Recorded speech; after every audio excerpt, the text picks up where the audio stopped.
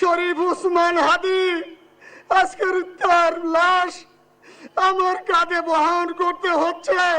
প্রধান উপদেষ্টাকে সামনে রেখে এভাবেই বুকফাটা আর্তনাদে ওসমান হাদি হত্যায় জড়িতদের বিচারের দাবি জানান তার বড় ভাই।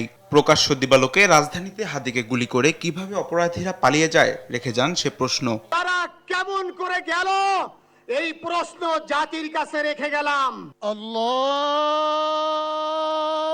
আকবার। শনিবার দুপুরে জাতীয় সংসদ ভবনের দক্ষিণ প্লাজায় বিশাল জনসমুদ্রের সামনে ওসমান হাদির জানাজার নামাজ পড়ান তার বড় ভাই। জানাজায় অংশ নেন প্রধান উপদেষ্টা ডক্টর মোহাম্মদ ইউনূস সহ উপদেষ্টা পরিষদের সদস্যরা। উপস্থিত ছিলেন বিএনপি, জামায়াতে ইসলামী, জাতীয় নাগরিক পার্টি সহ বিভিন্ন দলের নেতারাও। আসসালামু আলাইকুম ওয়া রাহমাতুল্লাহ।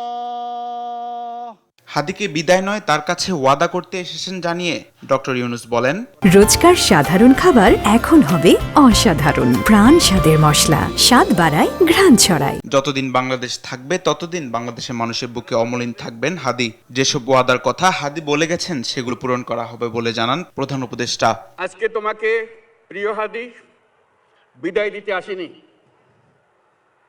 আমরা তোমার কাছে আমরা ওয়াদা করতে এসেছি। তুমি যা বলে গেছো সেটা যেন আমরা পূরণ করতে পারি, সেই ওয়াদা শুধু আমরা নয়, পুরুষানুক্রমে বাংলাদেশের সব মানুষ পূরণ করবে। তিনি আরো বলেন, মাথা নত নয় উঁচু রেখে দাঁড়ানোর সাহস ও নির্ভীক জীবনের মন্ত্র দিয়ে গেছেন শরীফ ওসমান হাদি।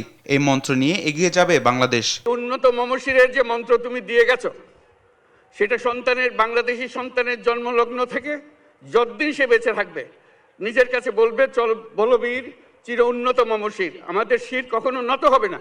আমরা সব সময় তোমার কথা স্মরণ রেখে জাতির অগ্রগতির পথে চলতে থাকবো। হাদির রাজনৈতিক দৃষ্টিভঙ্গি, মানবপ্রেম যেন সবার মধ্যে জাগ্রত থাকে সেই আহ্বান জানান প্রধান উপদেষ্টা। আমাদের সব কাজে সেটা। তামিম মাহবুব, দেশ টিভি, ঢাকা।